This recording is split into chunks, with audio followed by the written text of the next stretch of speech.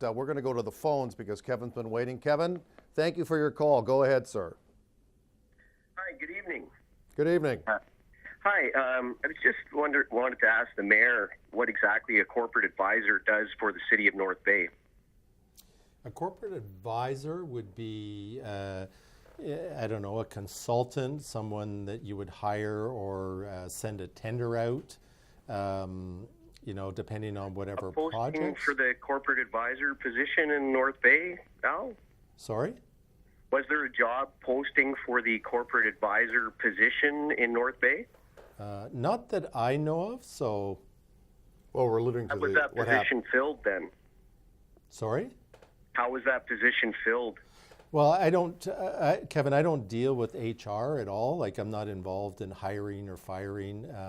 All we do is You paid a corporate advisor $200,000, so I would think that you would know a little bit behind this position.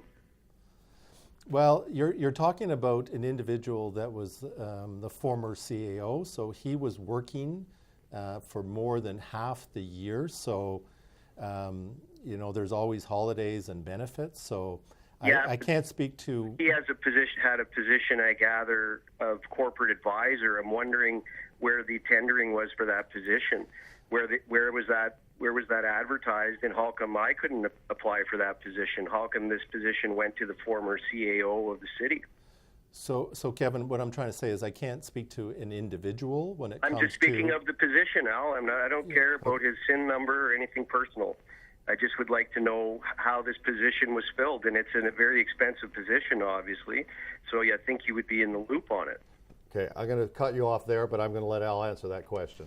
So, I mean, our former CEO was in the position halfway through the year, and obviously there must have been eyebrows benefits. were raised, though. Yeah, you know, there was obviously holidays because the guy. I can tell you, I'd go into the office at 7 in the morning, and he'd beat me there.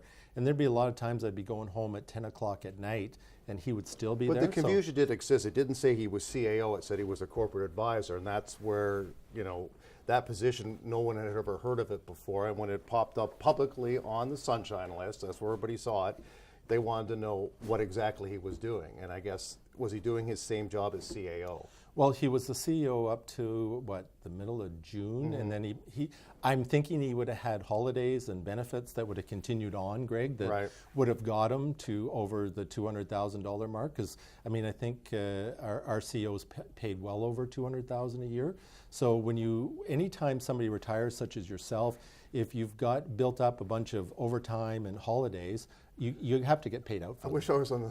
I'm not on the Sunshine List. I just want to mention that. Well, I will say I'm not on the Sunshine List either. You can understand where people would be wondering, though, because say if somebody else on City Council or City Hall, sorry, a staffer, because it is taxpayers' money, and they want to know where it's going. So I guess, you know, that is a legitimate question for sure. Yeah, no, I don't disagree. I can't get into individual employees, as you can imagine. Same with Cogeco couldn't get into disclosing. But we are a private corporation, though. We're not public money. But the employees of the city of North Bay still enjoy the same protections and privacy as private corporations. Yeah. So, but we, under the provincial law, have to post anybody that makes over $100,000 a year.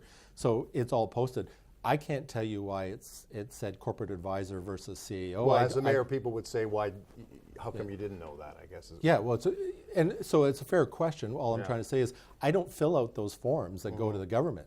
I don't fill out any employee forms at all. I couldn't even tell you if people are on holidays or not. It's not like we get involved in the weeds, if you will. But there's no question that he was the CEO for half the year, and obviously there must have been a case where there's vacation pay and benefits. But you didn't have two CAOs at one time, correct? Because there was that issue. Yes, we did.